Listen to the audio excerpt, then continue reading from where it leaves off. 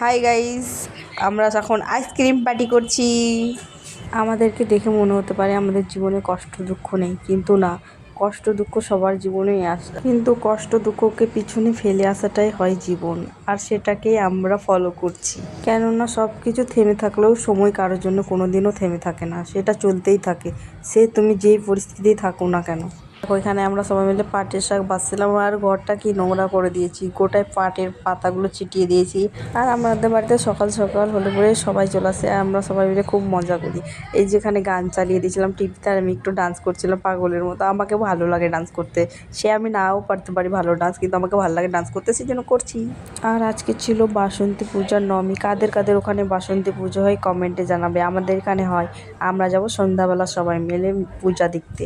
আর এখানে সবাই মিলে একটু খাওয়া দাওয়া করে নিলাম, তারপরে গেলাম আম পাড়তে। এখানে সবাই মিলে আমরা আম পাড়ছিলাম, আমাদের বাড়ির পিছনে বাগান আছে, এখানে সবাই মিলে আম পাড়ছি। আর আমরা দুজনে এক জায়গায় দাঁড়িয়েছিলাম, আমাদেরকে দেখে বলছি কি তোরা কি জমজ, একই রকম লাগছে দেখতে।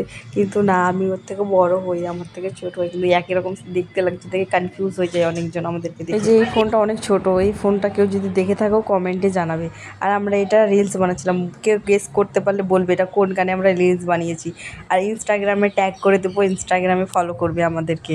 তারপরে আমরা এখানে রিলস বানিয়ে টানিয়ে গেলাম বাসন্তী পূজাতে। এখানে যে কোনো একটু পাগল ডান্স করলাম আমরা সবাই মিলে।